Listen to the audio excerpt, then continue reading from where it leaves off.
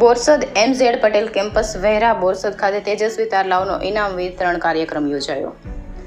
બોરસદ 24 ગામ પટેલ સમાજ માતૃ સંસ્થા દ્વારા તારીખ 24/3ને તેજસ્વી તારલાનો ઇનામ વિતરણનો કાર્યક્રમ કરવામાં આવ્યો, જેમાં પ્રમુખ હિતેન્દ્રભાઈ પટેલ, મુખ્ય મહેમાન કિરીટભાઈ પટેલ, અતિથિ વિશેષ મનીષભાઈ સોની, દિલીપભાઈ જયેશભાઈ પટેલ, નરેન્દ્રભાઈ પરસોત્તમભાઈ પટેલ તથા 24 ગામ સમાજના કારોબારી ઉપસ્થિત રહી આ કાર્યક્રમને સફળ બનાવ્યો હતો.